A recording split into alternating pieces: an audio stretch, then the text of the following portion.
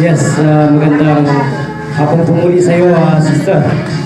Yes, live po tayo dito, broadcasting live sa ating pong ginagawang serbisyo libre publiko po ng ating pong Likod Bayan kasama Tony Falcon live sa CBS DWAD 98 kHz News.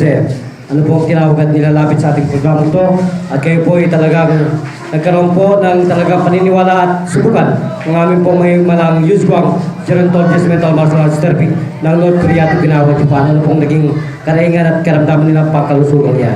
Ubo po. Matinding ubo po. Ano pa po? Tsaka umiihi ako po pag maano ng ubo ko. So yung Tsaka pong, sa puso po. so yung paghinga mo po, parang ano po kayo? Parang hinahabol po. Pero ngayon okay na po. Maayos na po paghinga ko. Ilan pong minuto kayo pinagaling at hinipo ng dakilang Panginoon? Saglit lang po. Mabuti po, Ilang minuto lang po. mabuti po naniniwala kasi sa Diyos. Opo. So, gano'n po kaganda ang inyong paningin ngayon? Maayos, malinaw po. Kung gano'n po, magpakilala po at ipagbigay alam po ang inyong totoong pangalan ginagamit sa ating pong bansa Pilipinas at sa buong mundo. Sige po. Ako po si Marites Sabilosa, taga Butokan po. So, ilang taon na po kayong binabagabag ng ganyang sakit? Mga po, matagal-tagal na rin po. Tagal-tagal. Mga ilang pong taon yung matagal na yan?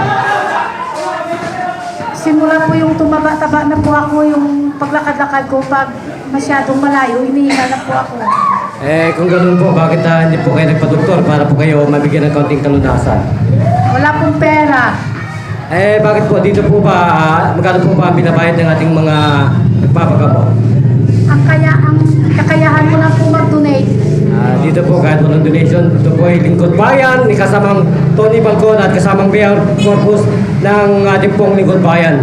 Pag kami po tumalikod, yun na po, magbabayad na kayo siguro ng parang St. Luke's. Dito po, libre, serbisyo, libre publiko. So kayo po ba'y lubusang napaligay na ni pong Lingkod Bayan na ginagawa pong missionary sa ating pong ginagawang paglilibot sa buong Metro Manila at labas ng ating pong siyudad. Ano pong masasabi mo sa dakilang Panginoon? Opo. Ano ba po bang miraculous ang Panginoon? Oo, talaga po. Kung gano'n po, magpakilala po sa ating pong mga nasasagupan po at magbigay po ng pasasalamat sa Panginoon. Sige po. Maraming salamat po sa mga tao nga binigyan niya ng ganito para maglingkod sa bayan po para kahit sa papano magamot yung walang pera. Hallelujah, praise God. So yung iba pong mga estasyon ng mga radio, yung credibility po ang kanilang tinitingnan. Sa Diyos po ang credibility ay talo pa po yung 10 years na nakapag-aral. Ako po, nag-aral po ako pero minastan ko po business. Pero bukod po, sister, ang na-business ko. Ang business po ay nalipat sa mediko. Sapagkat ako po ay napaka-frustrated sa mga nakikita kong mga dalbasang doktor. Mga heart attack, hindi nila kaya natatsakan. Sa amin po, 2 seconds, wala na po kayong karamdamang pangkausugan na yan. Lahat po, 370 pinagtatagumpay po. Kaya gano'n po kayo saya ng Diyos ngayon sa mga naririnig po ninyo sa sasaksiyang himala, sister. Maraming tao na papaligaya at napapasaya dito sa inyong ginagawang pagpapagaling sa mga tao. Lalong-lalo na po rito sa amin sa Barangay Tutok. Salamat po.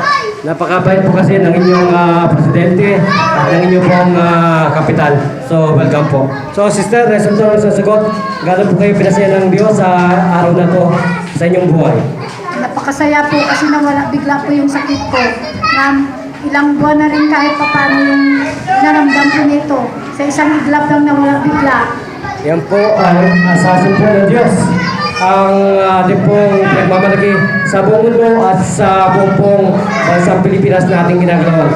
So magpapalam tayo. Ito pa rin po ang inyong abang lingkod para sa Diyos, nagbabalita at nagpapatol para sa Lingkod Bayan Balita sa mga talapitan ng iyong mga radyo.